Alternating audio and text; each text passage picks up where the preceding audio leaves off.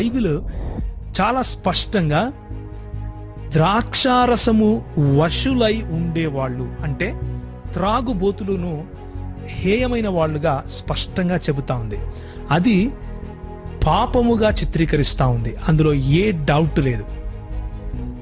కూర్చున్నటువంటి క్రైస్తవులందరికీ చెబుతున్నాను, మద్యపానీయము మత్తులై ఉండటము అంటే త్రాగుబోతులై ఉండటము, దేవుని రాజ్యమును త్రాగుబోతులైన వారు స్వతంత్రించుకోరు అని చెబుతా ఉంది. కాబట్టి తప్పు, అది మనం చేయకూడదు, అది పాపము.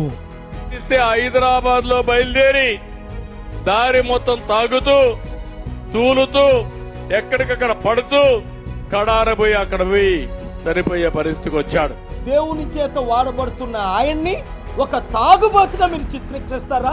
దుష్టులారా, దుర్మార్గులారా, నీచలారా, అసహ్యులారా, మీరు చూసారా ఆయన తాగడం? మాస్క్ పెట్టుకొని లోపల తాగాడా? ఎక్కడ కొన్నాడు? చూపిస్తున్నారు డూప్లికేట్ ప్రవీణ్ అని చెప్పుకుంటా. మరి ఎక్కడ తాగాడు? 90 కిలోమీటర్ స్పీడ్లో తాగాడా? లోపల పెట్టుకొని, లేదా ట్యూబ్లో పంపించారు ఇంట్రావెనస్లో? ప్రవీణ్ పగడాల గారిది హత్యనా లేకపోతే యాక్సిడెంట్ అంటే యాక్సిడెంట్, సెల్ఫ్ యాక్సిడెంట్. ఆయనే ప్రమాదంలో మరణించాడు. ఇందులో ఎలాంటి అనుమానం లేదు. నాకైతే కనీసం ఒక్క అనుమానం కూడా యాక్సిడెంట్ కాదేమో అనేటువంటి అనుమానం కనీసం ఒక్కటి కూడా లేదు. మొట్టమొదట CCTV ఫుటేజ్ వచ్చింది కదా, పోలీసు వాళ్ళు ప్రెస్ రిపోర్ట్ పెట్టి నయారా పెట్రోల్ బంక్ ఎదురుగా ఇచ్చారు కదా, అప్పటి నుంచి ఇప్పటి వరకు ఇంతమంది ఇది హత్య అని అంటున్నారు కదా, ఎందుకు హత్య కాకూడదు అని కనీసం ఒక్క ప్రశ్న అయినా వస్తుందేమో అని చాలా ప్రయత్నం చేశాను నేను. ఒక్క ప్రశ్న రావట్లేదు నాకు. మరి వీళ్ళకి ఇన్ని అనుమానాలు ఎక్కడి నుంచి వస్తుందో నాకు తెలియదు. అది 100% ప్రమాదం. ఆయనే ప్రమాదానికి గురయ్యాడు, సెల్ఫ్ యాక్సిడెంట్, అది హత్య కాదు. పచ్చి తాగిన వ్యక్తి, పచ్చి తాగుపోతాడైనా కానీ అన్ని గానం ఫ్రూట్ జ్యూస్ లాగా మిక్స్ చేసుకొని తాగిన వ్యక్తి 430 కిలోమీటర్స్ ఎవరైనా ట్రావెల్ చేస్తారా? లాజికల్గా అది పాసిబుల్ కాదు, ప్రాక్టికల్గా కూడా అది పాసిబుల్ కాదు.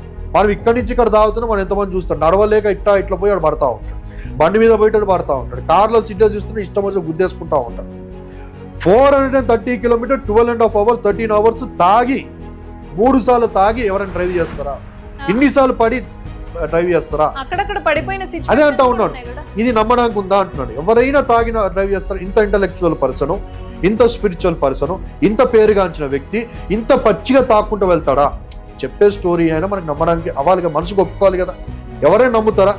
13 hours తాక్కుంటూ వెళ్తారా అంటే ఎర్రటి ఎండలు, అది కూడా 430 కిలోమీటర్స్. ఆయన కార్లు లేవా? 4 SUV కార్లు ఉన్నాయండి, పెద్ద నాకు పర్సనల్ గా తెలుసు. అంటే అసలు వచ్చిన వ్యక్తి ప్రవీణ్ పగడాలే కాదంటారా? ఇప్పుడు అదే కనుక కనబడుతుంది మనకి. ఆయన 24 చచ్చిపోయిన వ్యక్తి ఎవరు మరి?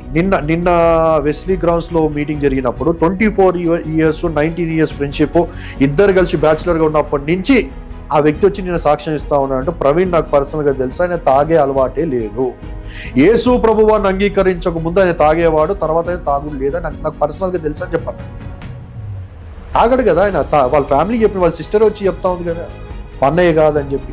ఆ పర్సనాలిటీని చూసినప్పుడు సిస్టర్ అనేది మా అన్నయ్య కాదని చెప్పాను, మా అన్నయ్య తాగడని చెప్పాను. అది 2-3 చెప్పక ఇండైరెక్ట్ గా వాళ్ళ చెల్లి ఒక ఇన్ఫర్మేషన్ ఏమి ఇచ్చిందంటే, పక్కన ఉండే వాళ్ళే రాక్షసులు పొట్టన పెట్టుకున్నారు అన్నది. ఈ వర్డ్స్ అంటే దాని అర్థం ఏంటి?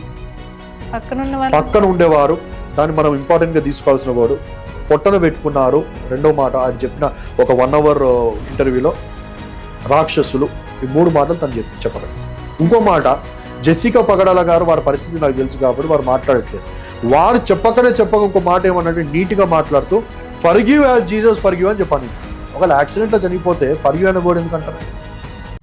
క్యారెక్టర్ పరంగా కూడా చంపటానికి ఈరోజు క్యారెక్టర్ మీద కూడా ముద్ర వేసి, ఏమండి చనిపోయిన దైవజనుడు ప్రవీణ్ పగడాల గారి గురించి ఎలాంటి ముద్ర వేశారంటే,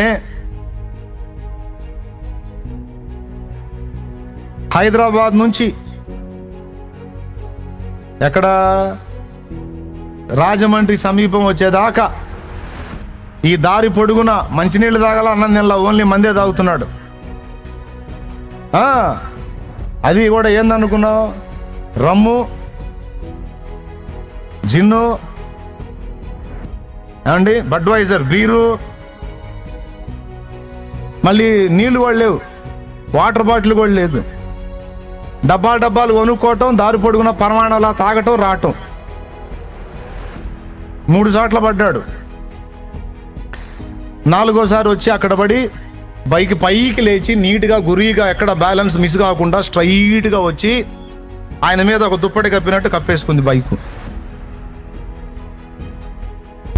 పాయింట్ గాల సైలెన్సర్ వల్ల లోపల కాలు గాలింది. ఆశ్చర్యక్రియ. దైవజనుడు కదా, అంతే. ఏమండి, హెల్మెట్ గేమ్ గాల, లోపల తల పగిలింది. దైవజనుడు కూడా అంతే. అంతే. అర్థమైందా? బాడీలో ఎక్కడా దెబ్బ లేదు, ఓన్లీ పెదాలు మాత్రమే చీలాయి. దైవజనుడు కదా, స్పెషల్గా దెబ్బలు అంతే, అట్లుంటాయి. మందు తాగడు, మంచినీళ్ళు తాగడు, అన్నం తినడు, బోరికి మందు అవుతానే వస్తాడు. దైవజనుడు కదా, నీళ్లతో అవసరం లేదు. ఎంత కరడు కట్టినా త్రాగుబోతుగా చిత్రీకరించారంటే తల దేనికి వేసి కొట్టుకోవాలో అర్థం కావట్లా.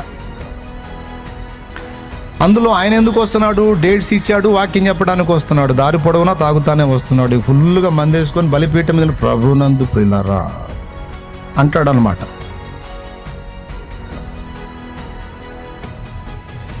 ఏమన్నా న్యాయం? యేసు ప్రభుకి ఎలాగ అన్యాయపు తీర్పు జరిగిందో ఈరోజు దైవ జనులకు కూడా అన్యాయపు తీర్పులే జరుగుతున్నాయి. క్రైస్తవులకు అన్యాయపు తీర్పే జరిగిస్తుంది ఈ సమాజం.